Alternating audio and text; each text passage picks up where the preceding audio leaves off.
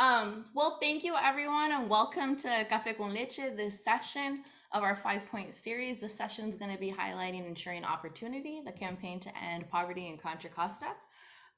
So I'm Melissa Ferrer, the development manager at RCF Connects, and I'm going to open up this space with a short story and then we'll get into it. So this story takes place in 1999. And I was in with my mom, my dad, and my younger sister, and I was about 7, so my sister was 4. And we were coming out of the San Diego Zoo Wildlife Park in the parking lot. So a lot of the times, like parking lots are like at amusement parks, at zoos, a Universal Studio, things like that. They're a little like they can be very dangerous because there's so many people, there's all these cars, kids running around, right? So I was holding on to my mom or my father's hand, and my sister was holding on to my mom's hand. And we were crossing the parking lot, getting back to the car. So it was at the end of the day. And my sister wanted to beat me to get to the car for whatever reason. I don't remember what. But so she saw when there was like still a lot of space, and she saw where the car was, and she let go of my mom's hand and she bolted forward to run to beat to the car. Again, she's like 4, so like this big. So she didn't notice, she was just running as fast as she could. But what my mom and dad saw was that this big truck was actually coming and turning this way. So as my sister was running this way, this truck was coming this way. So my mom, seeing the potential impact, she screamed as loud as she was like, "Emily, stop!" As loud as she could, and ran after my sister to try to stop her. And mind you, this was a truck and it had big wheels on top of it. So like there's no way that the driver would have even seen my sister, a little 4-year-old. She barely even hit her head probably barely even reached the bumper of the car. So as my mom was running, it was pretty fast. It was clear that she wasn't going to be able to stop before potentially this car hit my sister. So my dad, who had his backpack on, and it was like a backpack full of like our hats and our jackets and like our sandwich wrappers from the day, he just whipped off the backpack, and as hard as he could, he threw the backpack kind of like over my sister's head, aiming for it to either pass by the windshield of the car or to hit the hood of the truck, so that something would make the truck driver stop and brake immediately. And what he did, it worked completely, because he threw this backpack and it flew far faster than my mom could run, faster than where my sister was, and it actually hit the hood of the truck. So he immediately broke, and he hit the brakes right where my sister should then turn and saw the car and looked back at my parents and where she could have gotten hit, but he stopped right before. Then my mom ran in and swooped up my sister, and was carrying her and was like kissing her / screaming at her at the same time for running away. So when I was thinking of this story, my dad's number one phrase and value in all of his life and in my family was safety first. Safety first above everything. It was the utmost importance, and he really inculcated it not only in our home but in the way my sister and I thought. Safety first was the most important in our actions, and our friends, when I was studying abroad, when I was in school, living on our own, and everything. It was safety first was the utmost importance. So this really came to mind when at a meeting with Mariana Moore, the senior director of Ensuring Opportunity. She was telling me about Ensuring Opportunity and the policy work that they do, and their policy focused areas, and food security, housing security, public safety, etc. And I was listening, and I said, so what do you tell your granddaughters that you do? Because she has 2 young granddaughters. And because there's no way she was explaining policy down to them. And policy can be hard sometimes, at least a little intimidating. So she took a breath and she very clearly said, I help people who don't have enough money so that they feel safe. And I said, safety first, of course. So I just want to bring that story and kind of open up the space with that. I'm very excited to introduce our leaders today. In Café con Leche, we have, as I said, Mariana Moore and Hector Malvido. They are our mighty, mighty team of 2 for Ensuring Opportunity, our leaders, alongside Gregory Medley, who is another community leader, as well as RCF's board member. So this is a very exciting space and an exciting Café con Leche series, because as Ensuring Opportunity's fiscal sponsor, RCF often plays a like behind the scenes silent partner and convener role. So I'm very excited that this panel is going to be able to exemplify a little bit of the behind the scene partnership that always goes on but isn't often seen. So as I pass this over to Kelly Robinson, our coach and fearless facilitator in this space for this dialogue, I will ask if everyone could please into the chat, please write your name, your title, where you're from, and a one-word association to you. What word do you think of when you hear the word safety? So if you could please think about that for a second and put that in the chat. And as we are doing that, I'm going to pass it over to Ms. Kelly Robinson. Thank you so much, Melissa. And thank you all for making time to be here today, for setting aside this hour when there are so many other things that we could be putting our attention on right now. We are choosing to be here in this moment. And so that's an honoring for all of our time and for each other. So thank you so much. And thank you for having me. I want to really just start by appreciating, Melissa, your story. And every time you bring us a story, it shifts the room. It shifts us, and it shifts us in our lives because you take us back in time to that moment, and we all get to live that together with you. So just want to say thank you for being willing to open up your story to us and to share with us in the beautiful way that you do. So I'll be asking a series of questions to Mariana, Hector, and Greg. And as we move through these questions, we want to try to do it in a conversational way. And as we get to around 45 after the hour, depending on how the conversation is going, you may have a question that's on your heart that you'd like to get into the conversation. And so I will make sure to pause at that point. But if there's a question that's really weighing on your heart that you want to ask before then, please make sure that Melissa is aware of that. And let's create some space for that.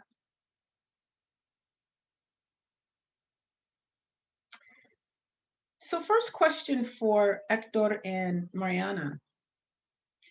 How long have you been with Ensuring Opportunity? And what is it that lets you know that you are in the right place at the right time in your service to EO right now? Hector, you want to start? Yeah, I'll go ahead. I just want to say we should have a café con leche with just Melissa telling us stories, because that was great. I'm here for all of that. So hello everyone, Hector Malvido. I've been at EO for almost a year, but in COVID years, it's more like 20. And I've been in the position of policy advocacy and community engagement manager. And I guess what informs me that I'm in the right place is that I come from a background of working with people in the direct service field, like in education and homelessness. I'm an immigrant. I have family who don't speak English and who are undocumented. And those all are things that I was looking to support in whatever it is that I do, you know, closing the gaps, fighting the good fight. And when I was looking, I was actually looking for a job when I found EO's application. I was doing great. I loved my job in San Francisco.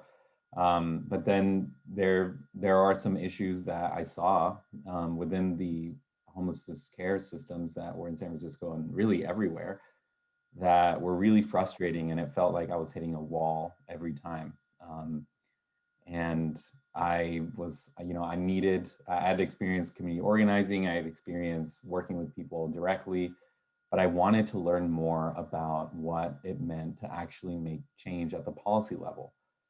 And when I saw this opportunity, I thought to myself, this is like a good challenge for me. I want to learn about all of the ins and outs. And what I've learned is that it's basically a system that we've all grown really comfortable with, whether or not we knew it was racist. Some of us were comfortable knowing it was racist, and some of us didn't even know it was. So with everything that happened in 2020, it just really felt like every day there was a reason for me to get up in the morning and do some of the work, because it did feel like we were making a huge change. Yeah, I'll stop there. I can keep going, but I'll pass it on to you, Mariana. Thanks, Hector. I just want to say I'm so glad that you're here in the RCF and the EO family, and I learn from you every day, including what you just said. So I'm so lucky to be in this team. And I have the extreme fortune to say that this is my dream job, and that as I look back at both my career path and my life path, like literally without knowing it until I helped invent this job and invent the campaign with a bunch of other smart people, everything I've done has prepared me for this. So for example, I'm trained as a system coach and I've done a lot of consulting and coaching work in helping folks understand and work within systems. I've done a lot of advocacy work at the systems level. In my prior role as director of the Human Services Alliance in Contra Costa, which is a bunch of service providers, and really nudging them into advocacy and a broader lens. And then at a deeper level, my own experience, I remember painfully and deeply, will never forget how it feels to be in the welfare office. I was a 17-year-old single mom and terrified and trying to figure out how to raise my kid and go to college and make it work. And the hoops and the humiliation that I had to go through to get $400 a month was ridiculous. And I was almost the only white person in that room. And that also just opened my eyes hugely, like something is really, really wrong deeply. And I sort of knew it, but to sit there and absorb that and talk to other moms in that space, and it was all mostly moms in that space, really shifted and gave me my life's work, which is how do we tear down those systems and bring people to the right tables and build up better systems that are welcoming and fair. And so this work that I get to do now is with incredible, just dozens, if not hundreds of people throughout Contra Costa who bring incredible diverse expertise, experiences, but all of us are like, how do we lift up these communities and how do we, I'm very idealistic. I want this world to be fair and for folks to thrive. And so how do we actually break it down and do it? And that's the work of ensuring opportunity. And I just love it. I'm so lucky to be here. So EO provides a safety net system. And so safety for whom and safety from what?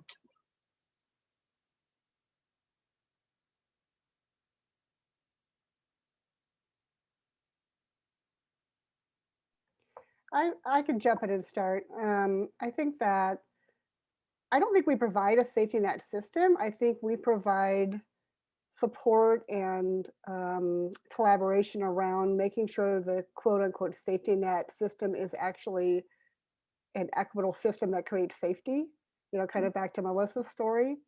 Right now, frankly, I think it's a system that otherizes and holds a lot of folks down, makes you feel bad for being broke or poor, doesn't acknowledge the, centuries of racism that created and still create the reason that I sat in the room with a bunch of Black and brown people in the welfare office. And so I think there's good people in those systems who deliver those services and systems. So it's not a binary exactly issue for me, but I think that safety net, so I think ideally the safety net would be safety from injustice, deprivation, suffering, and that every human in our communities would understand that we are in this together and that we collectively create safety no matter what our official role is. But as a human being, how do I make sure that my neighbors are okay? Like, to me, that's at the core of this. And it's safety for all of us, because I also deeply believe that when any of us and all of us do well, then I do better, you do better. We all have more safety, more community, more security, more joy, right? When all of us are doing okay.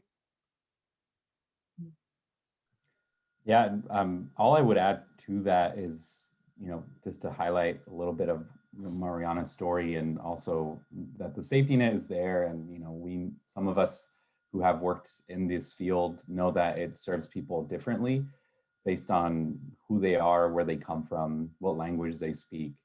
And I think it's really endemic, you know, and it's across a lot of the safety net, and that has to do with Section 8 housing, food stamps, that has to do with even just basic language access to a city council meeting.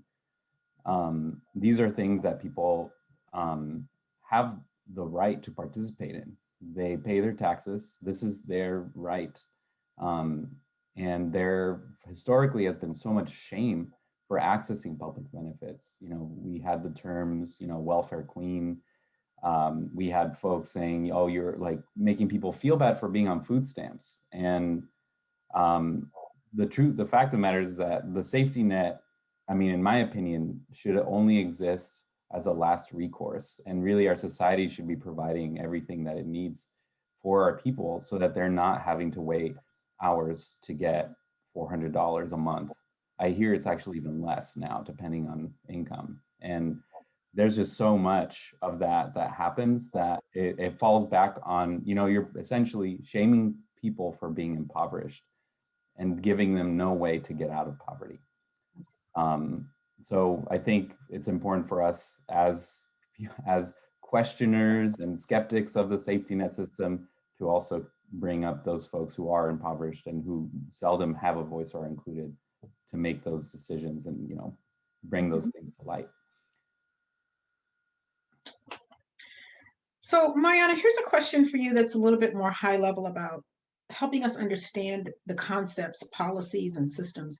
So can you give us an example of a policy that is impacting people in the community? Who are the powerful people and the interests creating and maintaining these systems? And what are their interests, and why should we be concerned about this? Yeah, that's a really important question because as Hector mentioned earlier, when you say the word policy and people kind of glaze over or run, like, okay, that's not my jam. I don't know what that is. That's a white people thing. That's a powerful people thing. That's a whatever thing. And so part of our work is, you know, having these conversations. I'm glad you're asking about it now. And so I'm not going to do an academic definition of policy. I want to say that policies are like the rules that govern how we are together as a community. And one of my favorite quotes and one of the founding quotes for Ensuring Opportunity was from Nelson Mandela, and I'm going to paraphrase, but you know, poverty is not natural, it's man-made. And I think it's really important to remember that it is no accident and it is intentional and it's not talked about, but the rules and policies we have in place for who can get that $400 a month, why is it 400 and not 4,000, what hoops they have to jump through to get it, who's excluded, as Hector said, who's otherized. That is all done deliberately and in a structured way and maintained with people hanging on with their fingernails to not shift it. Because who it benefits is the folks that have privilege, have money, and have power. And so that's why all of the work that we're doing in this local level to gather and collectivize and, you know, support and mobilize folks that don't have money, power, you know, built-in privilege from our racist system, it's incredibly important to push and challenge that at every turn. And it's really hard because folks don't want to give that up. And I'll give an example to make it concrete. So in the pandemic, and I think this also shows how connected issues are. I think one of the failures of our policymaking system, even in the advocacy communities, we tend to be like, I'm about housing policy, I'm about health policy, I'm about immigration policy. I mean, cool, let's, you know, it's good to specialize in things and have deep expertise and focus. And also let's make sure we're connecting dots at that actual human, you know, and community level, because I, as a welfare recipient, you know, had Medi-Cal and struggled with some of the limitations of that. I mean, it's all connected, and for the person experiencing these injustices of these systems, they're not thinking about health policy one day and housing policy the next. But given that caveat, let's talk about housing. So in the pandemic, a lot of folks, as you know, lost their jobs, either because they had to stay home and care for children who are out of school or learning remotely, or because they literally like were in the service sector in particular, working in restaurants, et cetera, lost their job. And so because they lost their jobs, many of them could not, just really struggled to do everything that flows from that. So feed their family, pay their rent. And so in the policy arena, there were very imperfect responses to this at the state and county level, where eviction moratoria were passed so that it constrained but didn't entirely eliminate property owners or landlords' ability to evict folks. So kind of good intention, but all those loopholes created huge confusion for folks like in the homes, like, does this apply to me? There's a new state policy around rental assistance with some federal funds. Again, there's tremendous complexity. Even for folks who do policy nerd stuff for a living, it's really hard to understand, let alone explain, let alone support folks to access these resources they're entitled to. And because there's powerful interest in the form of landlords who, again, no accident, built in these loopholes. So if you're doing an owner move-in or some other, exceptions, health and safety, who gets to define health and safety as a reason for eviction? You can drive a truck through some of these loopholes. And so even though these policies are helping, they're also confusing, overly complicated, unjust in many ways, and sort of a partial Band-Aid, solution, quote unquote, kind of driven by folks that have financial interests at stake in being able to kick folks out of their homes, just to really name it.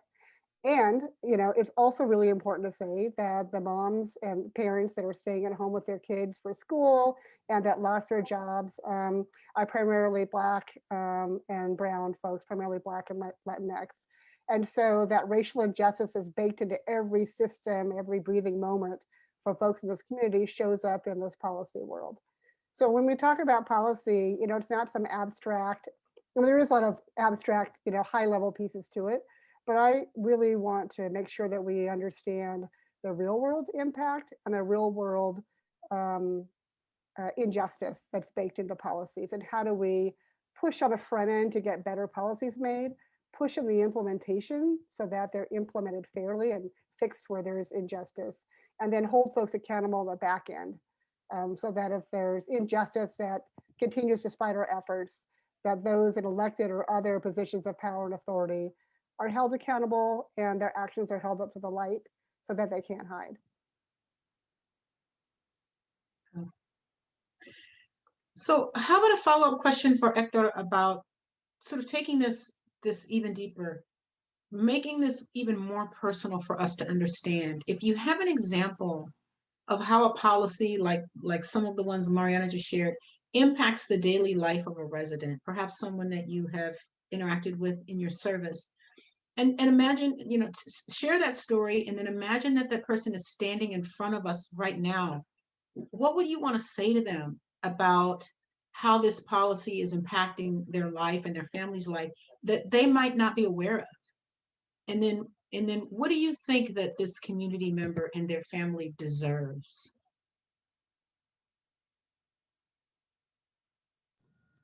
This one's going to be a tough one. I already feel myself welling up.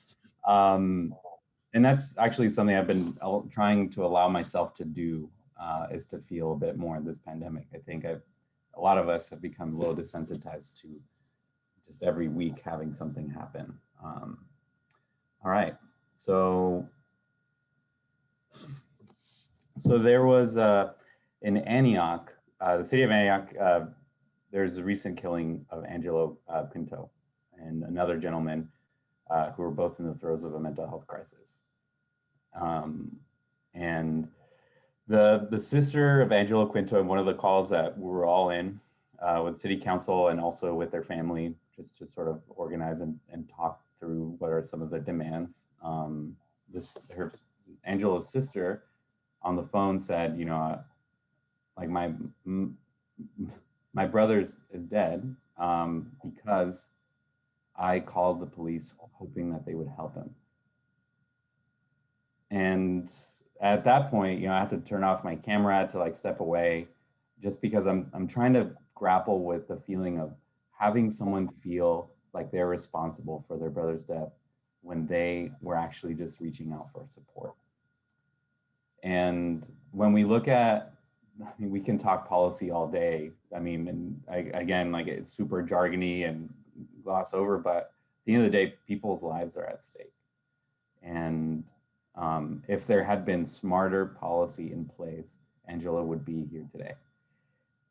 It was a completely preventable death. And it's something that a lot of people have been asking for change for a long time, because Angelo is just the most recent incident of mental health crisis leading in death at the hands of police. We can all name many, but the only crime he committed was having a mental health crisis.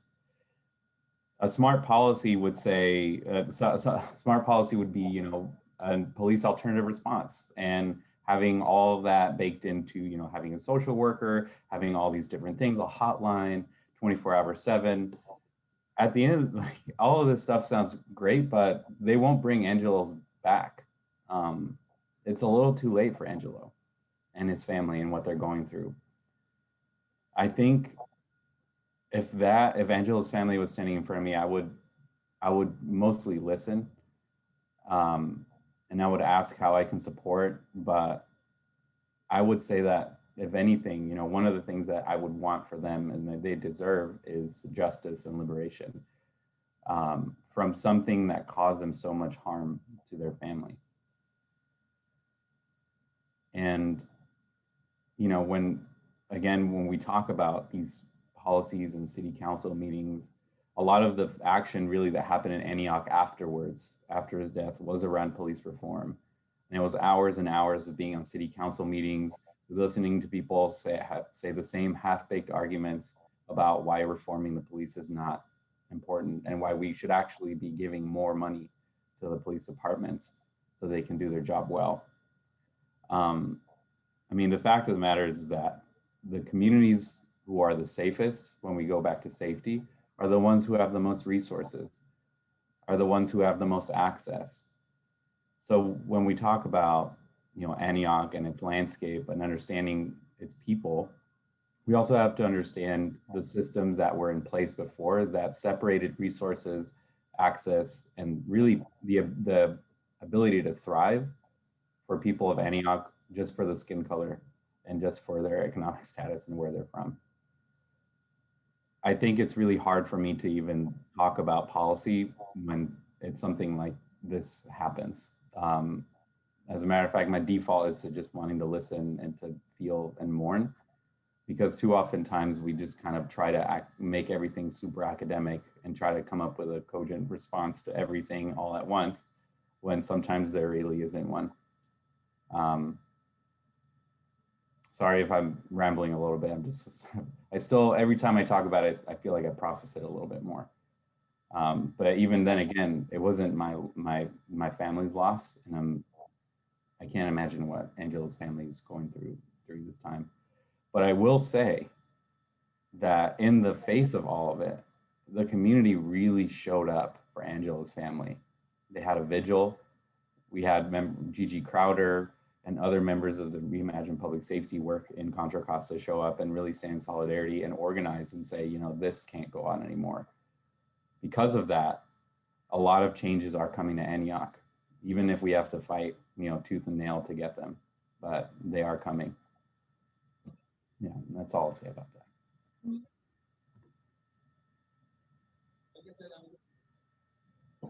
Thank you for bringing Angelo and his family into this conversation, and also for letting us experience with you some of what you're feeling.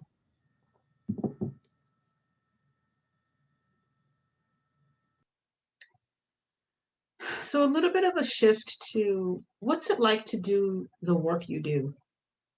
Describe a day in the life of trying to impact policy and build systems. Who do you talk to? What tables do you sit at? What are those meetings like? And at the end of a work day, how do you know that you've made progress or lost ground? I can start on that one. So one of the sort of internal jokes at Ensuring Opportunity, and Fran Bitterman, the co-founder of EO, is on this call. We used to joke about the 100-year plan, because it is like so freaking slow to change policy and make systems more just, like no lie. And it can be very discouraging. I'm just being real. Because again, there's entrenched power, there's the inertia of systems, even well-intentioned systems. I think Contra Costa actually is a beautiful upwelling of community power, but it's relatively new in the broader form and a connected form. So there's folks just figuring out how to do that and how they can get the capacity just on their busy lives. So there's a lot of, things that constrain policy shifts and system shifts, some conscious and some not. And so it's hard. And I know it's not as hard as being in Anthony Quinto's family and circles. I also want to say that. So it's hard in a different way and in a lesser way. And so I'll give an example. So Contra Costa Cares, which some of you are familiar with, is the program in Contra Costa County to ensure that undocumented immigrants have access to basic health care. They used to have access to basic health care through the actual county healthcare system. That was shifted in 2008, despite our collective best efforts. And so ever since then, there's been this fight to get it back into, again, instead of otherizing and less than sort of system, which is what we have now, we want to get it like undocumented, not undocumented. You're a human being, here's some healthcare. And so that's the long haul fight that a lot of us are pushing for. And so what we've done since that unfortunate policy shift in 2008 is we first talked the county, and I'll talk who the we is in just a minute, but we talked the county into creating this Contra Costa Cares program as a pilot, which now has been going into its, I don't know, 10th year or something. So, part of it was just pilot, get our foot in the door, and then build on it, and every year just scrap to get it funded again. It's a public-private partnership between local health systems like Kaiser and John Muir and the county health system. And they fund the community clinics to do basic health, provide basic health care that's linguistically and culturally welcoming to immigrant populations. So it's great. It's a great little program. It doesn't provide, it just provides basic care, so not specialty care. There's huge gaps that literally cost people their lives. So it is not, it's great to have it and also completely inadequate, right? And so every year we sort of fight to both just keep it going and also can we add specialty care? So far the answer has been no.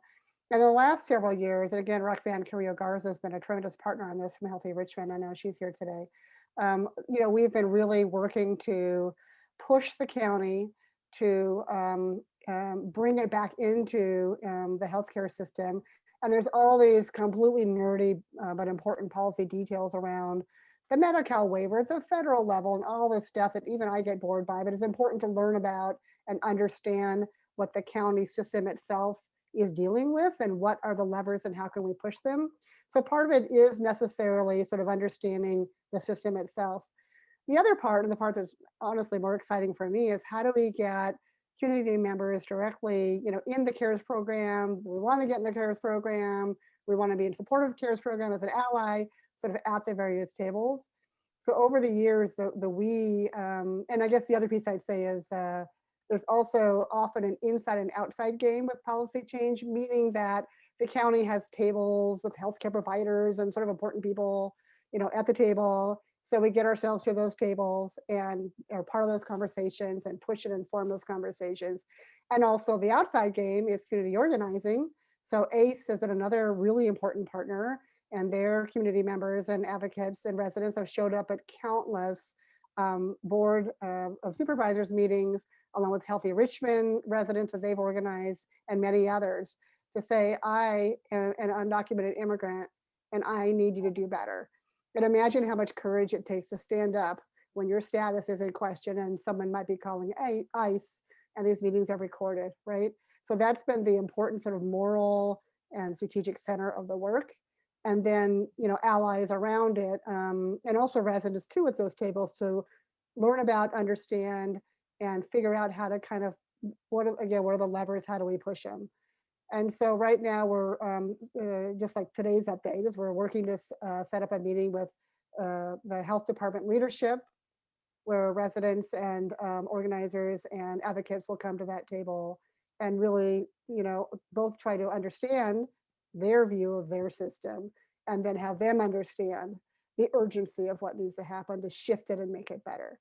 And so there's a lot of, so I love the kind of analysis of what the levers are. And I really love supporting and lifting up the voices of residents themselves. And I think we all as a county have not been great at that, but there's been a lot of folks that have just like pushed their way in and taken their seats and raising their voices up. And, you know, that must continue to be the core of any policy change, and is in this case. Mariana, can you quickly give us a very quick snapshot, and then I have some questions for board member Greg Medley, of EO's relationship to Measure X, Contra Costa County sales tax measure?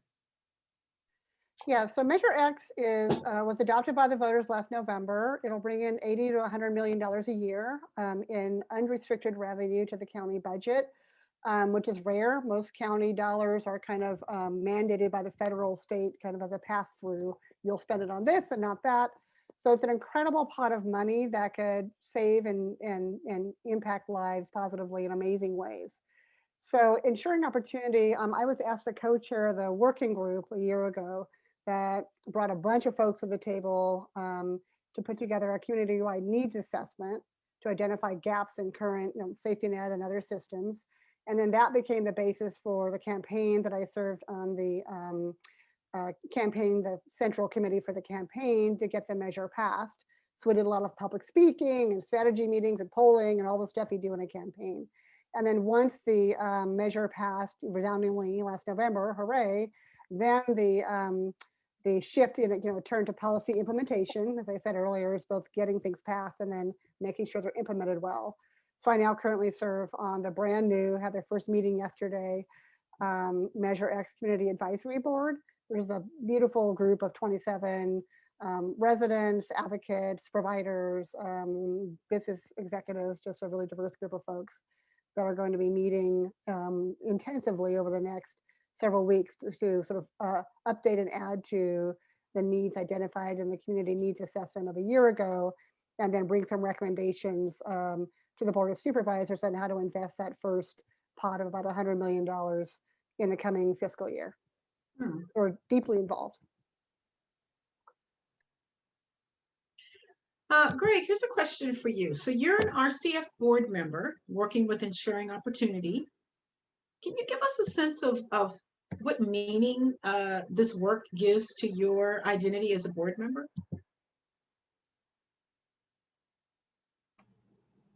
Yeah, sure.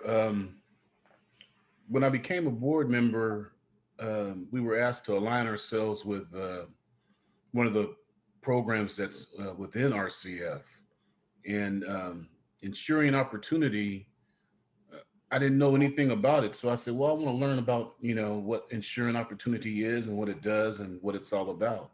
So I was able to align myself with Mariana and Hector to learn more about Ensuring Opportunity.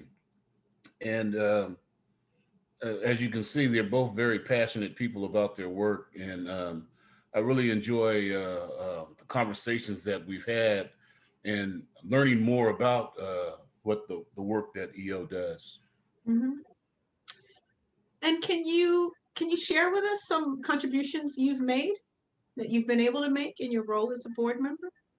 Well, one of the contributions that I've made, I feel, one of the conversations that we had, that I've had with the two, we talked about the access of the vaccine in the African-American community and how or what could be done to increase the availability.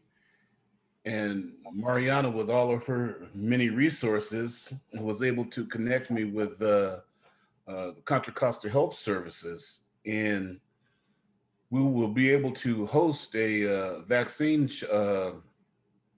site at our church.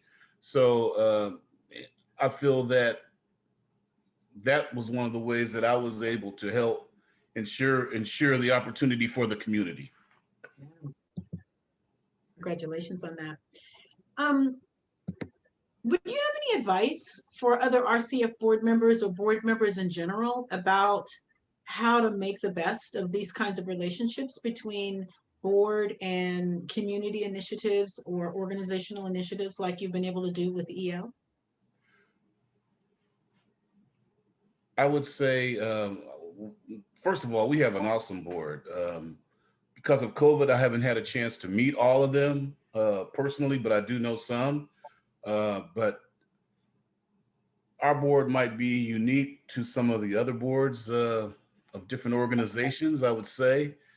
But I think getting involved with your whatever institution you are a board of definitely helps to be able to know exactly what they do.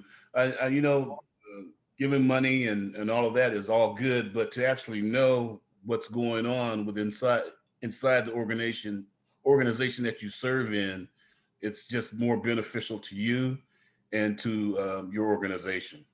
Mhm. Thank you, Greg. So I'd like to pause for a moment and see if anyone in our meeting today has a question, or maybe you'd like to appreciate something that's been shared by the folks from EO and Greg, the whole team.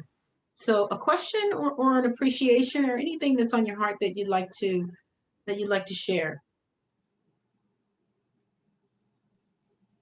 Well, I want to share one thing. The EO is only a team of two. You just have Hector and Mariana. So I feel like being able to work with them, I'm kind of like that and one. If you have I know like when Steph Curry, if he's shooting a layup and he gets fouled, he'll get that free throw. So I feel like I might be that free throw, that extra point. Wow.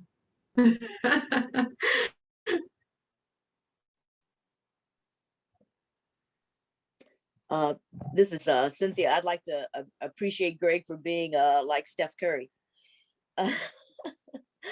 But I'd like to also express appreciation to Mariana and Hector for the very important work that they do in the community and the connections that they make, and that their work is just so important to us. And just want to express appreciation to both of them, along with Greg, for all that they do with the Ensuring Opportunities Initiative.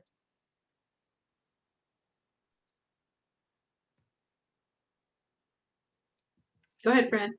Hi. So Mariana and I together worked really long and hard to start the Ensuring Opportunity campaign. And when we were doing that, I remember we would always say we're building the plane as we're flying it, because we really didn't know many years ago, like what that was going to be like and where it was going to go. And now I've said to Mariana, I think she's like a jet pilot, and Hector is probably her co-pilot, and they're just like flying. It's been remarkable to see how much they've both done, and I feel privileged and appreciative of being able to work with both of them. Mm-hmm.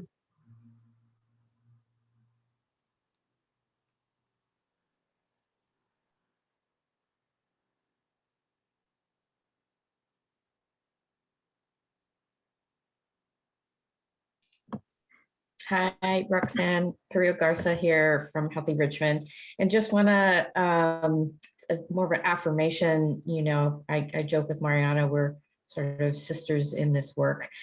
So she looks to me for certain things. I look to her certainly around a lot of these policy issues and how to approach them from a inside-outside strategy, as she was describing. So, you know, just really appreciate being able to work with EO on some of these really difficult policy issues when systems are sort of holding us at bay a little bit. I think they're a little nervous about the power that's been built across the county, really, over the last several years, where community is really, you know, asking for some concrete changes in the systems that are meant to serve them. So just huge sort of, you know, affirmation for Mariana and Hector in terms of the health, economic justice work that we do together.